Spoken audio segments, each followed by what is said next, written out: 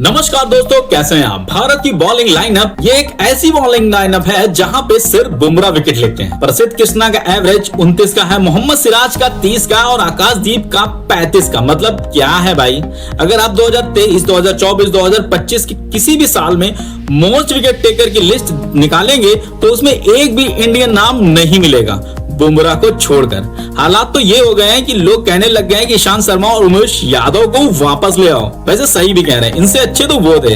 Bowling lineup इतनी ज्यादा घटिया है कि इनकी इकोनॉमिक तक 6 से ज्यादा है। भाई देखिए, अभी इंडिया और इंग्लैंड की टेस्ट सीरीज चल रही है और यहाँ पे इंडिया की पूरी बॉलिंग लाइनअप एक्सपोज हो चुकी है। सबसे इंपॉर्टेंट चीज ये है कि बुमराह को छोड़कर यहाँ कोई भी बॉलर विकेट नहीं निकाल रहा। सारे के सारे बॉलर यूजलेस हैं। ऐसे में काफी सारे दिग्गज ये कह रहे हैं और लोगों का भी ये कहना है कि सिराज ने यहाँ पे 2 विकेट लिए, प्रसिद्ध कृष्णा ने 3 विकेट निकाले। तो उन्होंने विकेट तो निकाले, तो आप सोचेंगे कि विकेट तो निकाले तो इनमें प्रॉब्लम क्या है, लेकिन प्रसिद्ध कृष्णा को 20 ओवर में 128 रन पड़ गए। सिराज ने तो बोल्ड मारा, लेकिन जब बोल्ड मारा जब पूरी लीड ही खत्म हो चुकी थी। बोल्ड मारने का कोई मतलब क्या निकला। इन्होंने ऐसी सिचुएशन में बोल्ड मारा जहां पे जसप्रीत बुमराह आते तो 6 की 6 बॉल में 6 विकेट ले जाते। दिक्कत ये नहीं है कि बॉलर विकेट नहीं ले पाए, दिक्कत ये है कि इनकी बॉल में चांस तक नहीं बना। हालात ये थी कि जसप्रीत बुमराह जब बॉलिंग कर रहे थे तो ऐसा लग रहा था कि पूरी पिच जो है वो बॉलिंग पिच है। इतने ज्यादा चांसेस बन रहे थे, बुमराह की बालों में 5 कैच छूटे। मतलब ऐसा लग रहा था कि पूरी पिच जो है बॉलिंग को सपोर्ट कर रही है। और जैसे ही बॉलिंग में प्रसिद्ध कृष्णा या मोहम्मद सिराज आते ऐसा लगता कि बैटिंग पिच है, यानी कि पूरी की पूरी पिच बैटिंग को सपोर्ट करने लग जाती। और दोनों बॉलर को ऐसे रन पड़ रहे थे कि लग रहा था कि ओडीआई चल रहा है। प्रसिद्ध कृष्णा 20 ओवर में 128 रन खा गए, 6 से ज्यादा की इकोनॉमी। हालात तो ये थी कि सेकंड सेशन के अंदर जब इंग्लैंड बैटिंग करने आई तब इनकी जो इकोनॉमी थी वो 7 की चली गई थी, क्योंकि बुमराह बॉलिंग नहीं कर रहे थे। बट आप सोच रहे होंगे कि मैं एक इनिंग के हिसाब से कैसे बोल रहा हूँ कि इंडिया की बॉलिंग लाइनअप बहुत खराब हो गई है। एक्चुअली में एक इनिंग की बात नहीं है। पिछले 2 साल से जब से उमेश यादव, ईशांत शर्मा वगैरह गए हैं तब से इंडियन बॉलिंग लाइनअप टेस्ट के अंदर पूरी तरह कोलैप्स कर गई है। सिर्फ जसप्रीत बुमराह ही एक तरफा डोमिनेट कर रहे हैं। बुमराह को छोड़ दिया जाए तो इंडिया की फास्ट बॉलिंग लाइनअप अभी इतनी ज्यादा खराब है कि बॉलिंग लाइनअप कभी सामने वाली टीम को ऑल आउट तो कर ही नहीं पाएगी। जसप्रीत बुमराह के बिना तो ऐसा है कि सोचिए कि विकेट के लिए भी ये लोग तरस जाएंगे। आइए समझने की कोशिश करते हैं और देखते हैं कि 2023 की जब WTC का जून में महीने में फाइनल खेला गया था और इस फाइनल में बुमराह अवेलेबल नहीं थे क्योंकि इंजर्ड थे।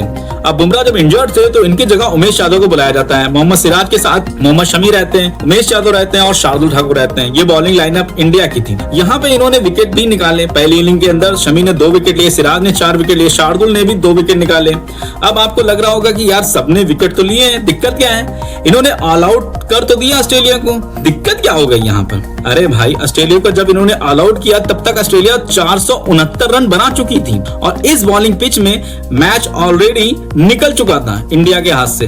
बाद में इंडिया WTC फाइनल हार गई, वो भी 209 रन से और सिर्फ बॉलिंग की वजह से। ऑस्ट्रेलिया बन गई टेस्ट चैंपियनशिप WTC फाइनल की। जी हाँ, इसके बाद 2023 के अंदर जब 10 बॉलरों की लिस्ट आई जो टेस्ट में सबसे ज्यादा विकेट लेके गए हैं, वहां पर एक भी इंडियन फास्ट बॉलर नहीं। जी हाँ, 10 बॉलर में रवींद्र जडेजा और आर अश्विन का नाम था जो कि हमेशा ही रहता है, लेकिन आप सोचिए कि एक भी इंडियन फास्ट बॉलर का नाम नहीं था। और 2023 में बुमराह का नाम इसलिए नहीं था क्योंकि वो इंजरी के कारण वो साल खेले नहीं थे। ये तो शुरुआत थी। जब 2023 निकला आया 2024 और 2024 के अंदर जसप्रीत बुमराह ने 13 मैच में 71 विकेट लिए। ये मोस्ट विकेट टेकर बने टेस्ट के अंदर। पूरे साल में बुमराह ने इतने ज्यादा विकेट लिए थे कि सेकंड नंबर पे जो बॉलर था उसके भी विकेट 52 थे। मतलब बुमराह एक तरफा ही बॉलिंग कर रहे थे और इनका एवरेज भी बहुत अच्छा था। इनके जो विकेट थे वो सबसे ऊपर थे, इनके आसपास भी कोई नहीं था। दिक्कत वाली बात ये थी कि इसके बाद जो 10 बॉलर थे इनमें अगेन इंडिया का कोई भी फास्ट बॉलर नहीं था। मतलब 2024 में इंडिया की बॉलिंग लाइनअप ऐसी हो गई कि एक तरफा एक बॉलर बॉलिंग कर रहा है जो लगातार हर मैच में 5 से ज्यादा विकेट निकाल रहा है और एक तरफ जो पूरी टीम मिलके भी 5 विकेट नहीं ले पा रही है, वो फास्ट बॉलर है। बाकी के बचे हुए ये तो 2024 के बाद आए, लेकिन 2025 तक जो WTC की पूरी साइकिल थी, इस यहाँ पे पता लगता है कि पूरी साइकिल में सबसे ज्यादा विकेट पैट कमिंस ने लिए। 15 मैच में 80 विकेट। पैट कमिंस ने 15 मैच खेले और 80 विकेट लिए। लेकिन सेकंड नंबर पर जसप्रीत बुमराह ने 13 मैच में 77 विकेट निकाले। मतलब अगर जसप्रीत बुमराह एक मैच और खेल लेते तो शायद वो पैट कमिंस के आगे निकल जाते। यहाँ पर भी टॉप 10 की लिस्ट आई और इस टॉप 10 की लिस्ट में जसप्रीत बुमराह दूसरे नंबर पर है, पैट कमिंस पहले नंबर पर है। इसमें भी 10 बॉलरों में कोई भी इंडियन फास्ट बॉलर 10 की लिस्ट में नहीं था। क्यों ये बॉलर विकेट नहीं ले पा रहे हैं? देखिए एक्चुअली में बात क्या है, जो भी आईपीएल हुआ था सबसे ज्यादा डॉट बॉल मोहम्मद सिराज ने डाली थी। इस आईपीएल के अंदर सबसे ज्यादा विकेट प्रसिद्ध कृष्णा ने लिए थे, पर्पल कैप जीत के गए और आईपीएल के बेसिस पर ही इनका नाम टेस्ट सीरीज में डाल दिया गया। लेकिन टेस्ट के अंदर इनके नंबर कैसे हैं? सिराज ने 36 मैच में 100 विकेट लिए, मतलब इनका जो एवरेज है 30.7 का है। प्रसिद्ध कृष्णा ने कुल मिलाकर 3 मैच खेले, 8 विकेट निकाले, इनका भी एवरेज 30 के अराउंड है। इसके बाद आते हैं शार्दुल ठाकुर, आकाशदीप, इन दोनों का एवरेज 28 और 35 का है। मतलब ये चारों के चारों बॉलर ऑल आउट तो करेंगे सामने वाली टीम को, लेकिन तब करेंगे जब सामने वाली टीम 500 रन बना चुकी होगी।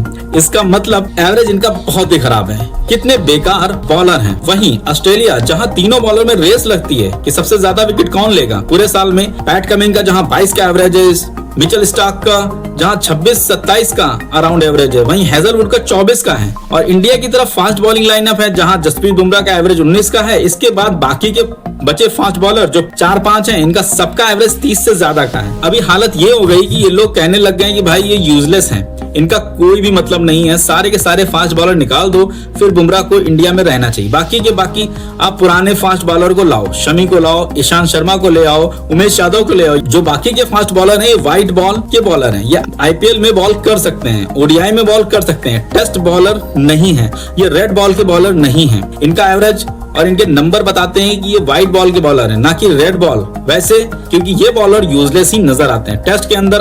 अगर आप मोहम्मद सिराज, प्रसिद्ध कृष्णा, आकाशदीप, शार्दुल ठाकुर को भी ले लेंगे तो ये चारों के चारों निकाल के आप भुवी को भी ला सकते हैं, ईशांत शर्मा, उमेश यादव, मोहम्मद शमी को ला सकते हैं। अगर ये आएंगे तो इनसे तो इम्पैक्टफुल ही रहेंगे। जसप्रीत बुमराह के साथ एक तरफ जहां बुमराह इतने सारे विकेट ले रहे हैं, इन लोगों ने उनका सपोर्ट तक नहीं किया है। यार बॉलर कुछ काम के तो नजर आते हैं। वेल, आपको क्या लगता है, क्या अभी भी कुछ कमाल कर सकते हैं अपने बॉलर जसप्रीत बुमराह को छोड़कर? जो भी हो, अपने विचार हमें कमेंट में जरूर बताइएगा। वीडियो अच्छा लगा हो तो वीडियो को लाइक जरूर कीजिएगा, चैनल को सब्सक्राइब कीजिएगा। फिर मिलते हैं कुछ नई जानकारी के साथ, तब तक के लिए जय हिंद।